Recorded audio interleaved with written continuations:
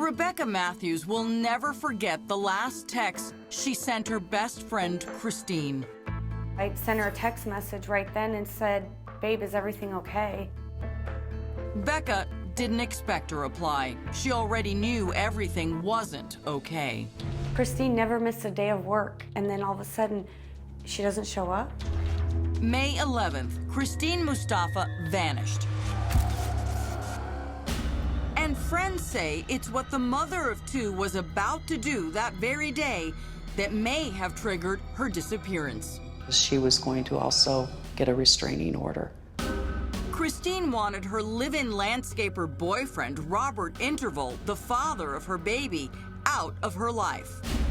She was so close. She was so close to getting out, but she never made it. From the moment cops arrived at her home, Robert's story just didn't add up.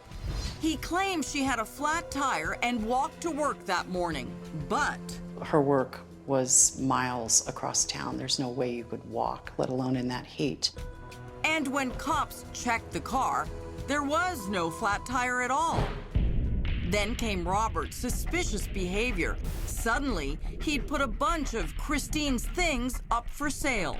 I was flabbergasted. Robert had put up Christine's car for sale, his landscaping truck for sale. There were items from the home that were for sale. Suspicious investigators returned the next day to some surprising finds. Robert answered the door with a loaded gun and the baby.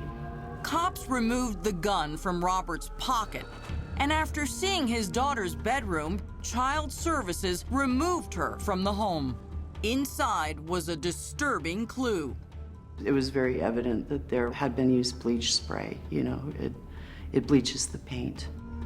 Robert's explanation only raised police antenna even more. He tells cops that a day earlier, he had no choice but to give the baby's room a thorough cleaning with bleach. He made some excuse about the baby having bed bugs in her room. But DCS investigators didn't buy it. They uncovered so many red flags from the relationship, including a terrible account told by one of Christine's sisters to our Phoenix affiliate.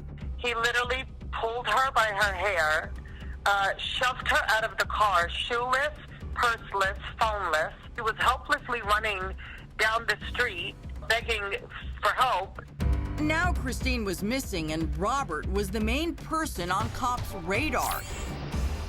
His sister Gia flew to Arizona to be with her brother, but it turned out to be a very short visit. It was too much for her. Robert's sister flew back to Ohio because she couldn't handle it. What Gia couldn't handle? Believing her brother had killed Christine. That's exactly what she suspected after a chilling conversation with Robert himself.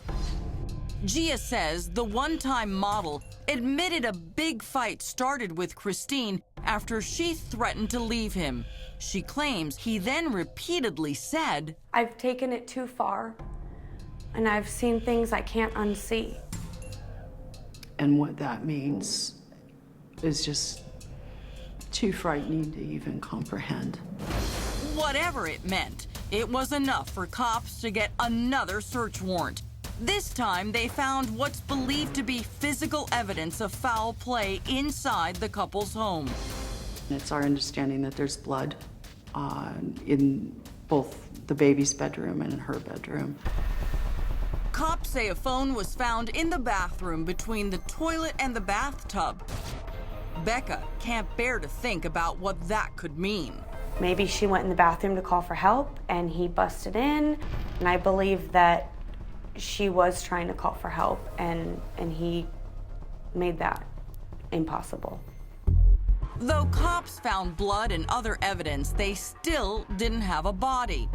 That's when hundreds of volunteers joined the Mustafa family to search.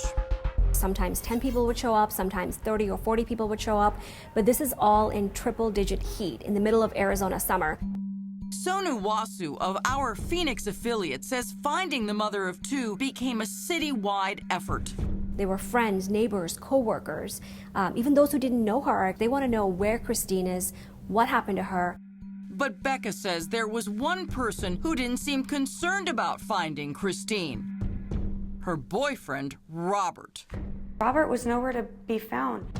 Weeks of searching came up empty, but on the 1-month anniversary of Christine's disappearance, cops felt they had enough evidence to arrest Robert Interval and charge him with her murder.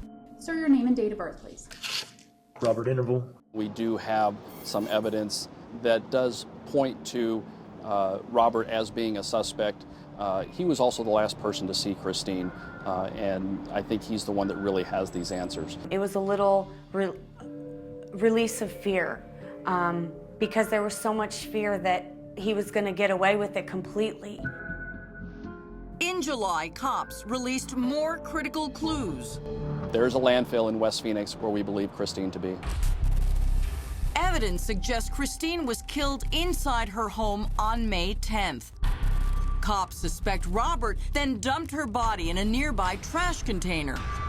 We have the area that we believe her to be pretty well identified.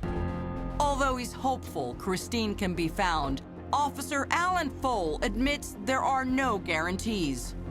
While it's our greatest hope to find Christine, we also tell the family not to get their hopes up because this is a very difficult task.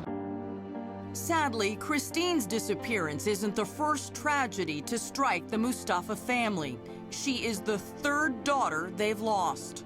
One of Christine's sisters several years ago was murdered. In December, another one of their sisters died of cancer. And to add to this family's heartbreak, they can't get custody of Christine's baby daughter, one of their strongest living links to Christine. With her father, Robert, behind bars, the child remains in protective custody. Robert has parental rights. Christine's not here, so she's considered to have abandoned the child. Christine's sisters go and see the baby as often as they are allowed to. The Mustafas want full custody given to Christine's twin sister, who is also now raising Christine's teenaged daughter. Robert wants her to go to his sister. Right now, the law is on his side. But Aaron says Christine's family will never quit fighting for custody or for justice because it's what Christine herself asked them to do. Christine told her sisters, if ever I go missing, go and get my baby. Find Rob and get my baby. Fight for her. Don't let this stand. Robert Interval has pleaded not guilty to 1 count of first-degree murder. His bail is set at $1 million. However, his attorney says he'll ask the judge to reduce the bond to $100,000, claiming the evidence against him is insufficient. Right now, we have brought in attorney Sarah Azari to help break down this case. You know, here's a case, Sarah, where there's no body. That's difficult for the prosecution. Prosecutors actually dread these cases, but they bring the charges, they prosecute them, they try them, and they win them. I think there's a misconception that a circumstantial evidence case is somehow a weak case, and it's not. Sometimes it's even stronger than cases that have direct evidence in them. If they never find Christine's body, what happens here? They could still get a conviction, but remember that to get a first-degree murder conviction, they also have to prove that it was premeditated and plotted. When you're talking about a guy that would snap from being charismatic to being violent, I don't think that there's evidence of planning. I think this is more something that may have occurred in the course of an altercation, a physical altercation. Something emotional. Something emotional, some kind of heat of passion. The family is talking about custody here, but what rights does Robert Interval have? He has all the rights that a parent would have. He's not convicted yet. Exactly. He's not convicted. The court's not going to infringe on his parental rights until he's found guilty. And even then, it has to be dangerous to the child, that he has to be deemed unsuitable. So I think there's a misconception that people think that just because he's accused and charged of first-degree murder, that somehow he loses his rights as a father to the child. Sarah, thank you for enlightening us on this case, and we'll continue to follow this story on CrimeWatchDaily.com. I'm Chris Hansen. If you like this story, make sure you tune in every day to Crime Watch Daily. You can find where the show airs in your city at CrimeWatchDaily.com. Watch it live or record it on your DVR and watch it at night. And to all those criminals out there, remember, we are watching.